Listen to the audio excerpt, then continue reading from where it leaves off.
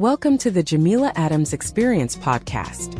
It's the place to be if you're a woman over 40 who wants to feel inspired, empowered, and heard. Jameela Adams, your host, is an entrepreneur and best-selling author who will discuss how to find joy and happiness in life's challenges. So come and join the experience. Hi, I'm your host, Jameela Adams, and thank you for taking time out of your day to listen to this week's episode. As you know, we're doing the Better Me, Better You theme, and I love to hear what you guys have in mind in regards to topics. So with that being said, don't forget to DM me or leave me an email and leave a comment so that way I know that you're there. And we can talk about new things coming up. As you know, last week's episode was about elevating and communicating with others, or I should say connecting with others. This week is a sequel to that. So this week, we're talking about boosting emotional intelligence in the workplace and how we can build empathy and success in the office. In this fast-paced work environment, success isn't just about technical skills or intelligence. It's also about understanding yourself and those around you. This ability to recognize and manage emotions, both yours and others, is known as emotional intelligence, or EI.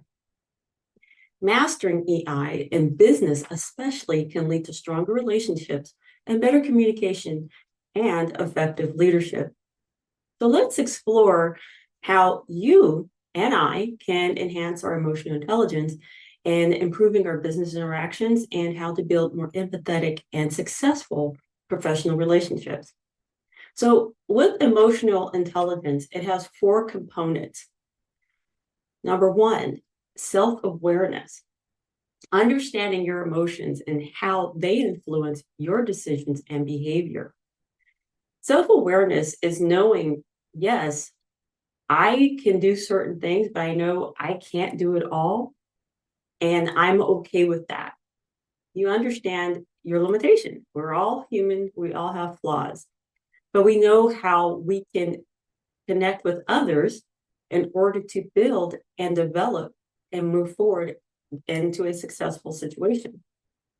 So it's always good to be self-aware, because there are some people, and I'm pretty sure you've worked with some people that have no self-awareness and will say something out of line, out of pocket, and you look at them like, really? Did you just say that? Especially in a business type setting.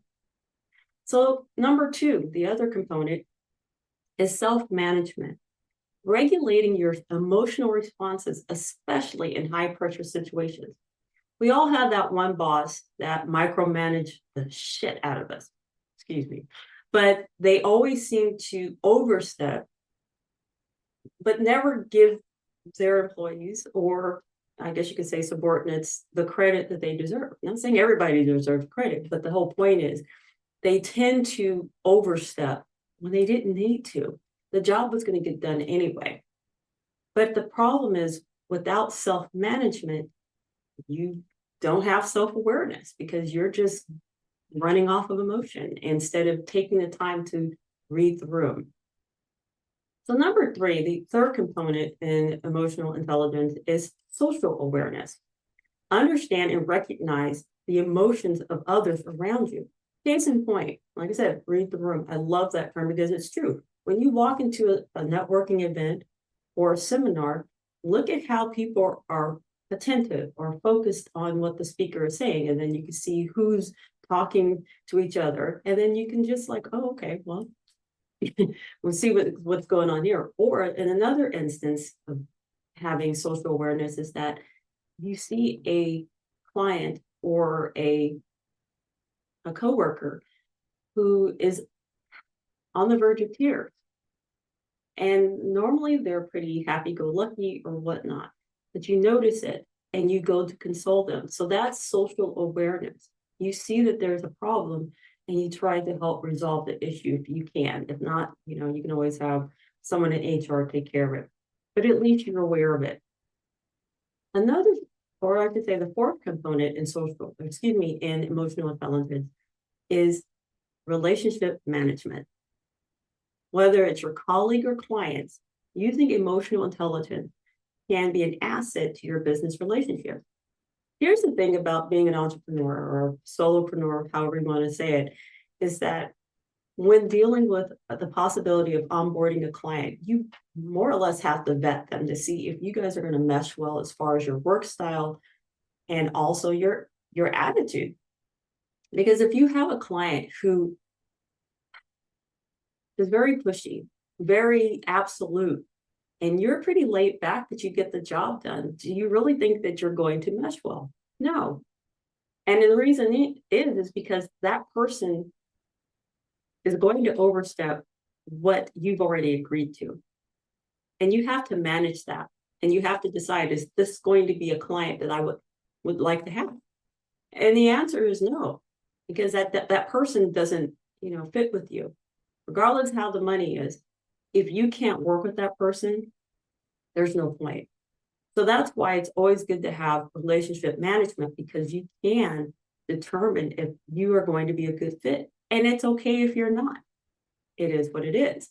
And then if you find someone that you do mesh well with and you guys are on the same page as far as what the scope of the project is, you've negotiated the price and everything is copacetic, then that's fine. That's a green flag and you can move forward. So focusing on these areas of enhanced performance and creating a cohesive work environment, or in my case, a networking environment, is essential in building relationships in business. So the other thing about emotional intelligence is managing your own emotions in business. It's going to be stressful, especially if you have deadlines. You have clients who they have deadlines, and if you guys can't talk or you're not on the same page, I should say, then there's going to be conflict. And the last thing you want to do is have conflict.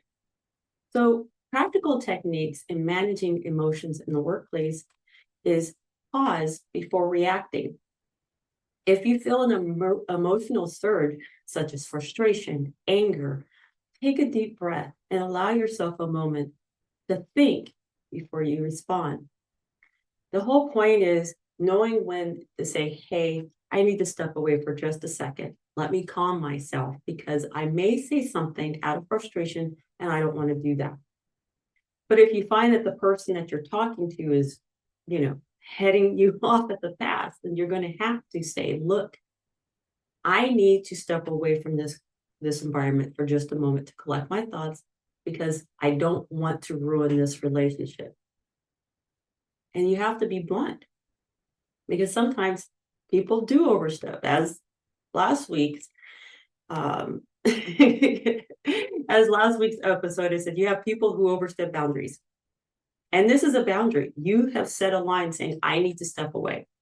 So do that, pause.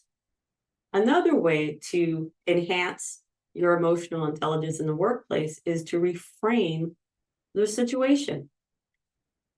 Shift your perspective by asking, what can I learn from this? Instead of focusing on the moment's stress. If your client is frustrated about the timeline or the deadline, then you have to ask, okay, what am I going to learn from this? So that way I know not to do this again in the future. And what you have to do is set a boundary and ask the client or your coworker or your boss, what is it that you need? And when is it due? And there's no harm in asking that. Asking questions is a great form of communication. And also it allows you to understand the scope of what needs to be done. It's hard to do something if you don't have all the information, or you get all the information, but there's still no timeline as to what needs to be done. It's out of order. In these instances, you have to reframe the situation and say, what can I learn from this, and how can I improve the situation here and now on? So the other way to use these techniques is to take a break. If the pressure is too intense, step away and clear your head. Just like I said, pause before reacting. Sometimes you have to step away and say, look, I can't talk to you right now. I need to turn my phone off if you're working in an office setting, and just decompress. Because sometimes that angry phone call can lead to another angry phone call to someone else. You know how things just domino effect. So that's how you have to manage your own emotions in the workplace. What I like to think of is how to remain calm under pressure. And you have to think of examples of others, normally in the works in your workplaces. Like, who do I know who's always calm under pressure, no matter what? They just seem to rise above the pressure. And that's who you would like to, I guess you could say, shadow, or not necessarily imitate, but get an understanding and get pointers from them as to how they were able to sustain their emotional intelligence to do better. The ability to manage their emotions can possibly prevent hasty decisions, and it builds trust among the team. See, that's the problem that is the problem with management positions sometimes, because yes, everyone's under pressure, but managers tend to rain down on others when they're under pressure. Instead of reeling it in and saying to the team, how can we all do better on this? They're only focused on dictating to them, how can you do better, instead of us. So there's a difference. Us compared to you. We are a team, and that's how it should be. So as a leader, you have to be calm, be able to react in a calm and pleasant manner, and to be able to delegate to the team what needs to be done. So that's why you have to look at your managers or whomever and see how they respond and how do they use their emotional intelligence. Developing empathy in business interactions. One of the most valuable aspects of emotional intelligence in business is social awareness, as we talked about. It's one of the key components. And that includes empathy, the ability to understand and share other person's feelings. In a business situation, showing empathy can turn difficult conversations into productive ones and build deeper trust among colleagues and clients. Case in point, one of your clients just unfortunately had a loss of a loved one. It's not business as usual, and they need to take a moment to step away from their daily operations. How you respond to that will determine if that client will want to do business with you or continue to do business with you.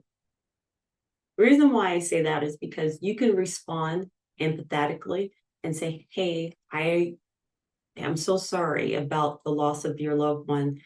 Is there anything we can do to help you get through this?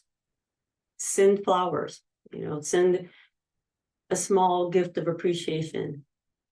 And then unfortunately, the flip side of that is you have some vendors who say, sorry about your loss, but we still need to get this stuff done. We all have deadlines. And unfortunately, there are people like that in this world. There are businesses like that in this world. And that makes you wonder, would you want to continue doing business with that particular vendor again? I sure wouldn't. But it's unfortunate that's the reality. There are organizations that are like that.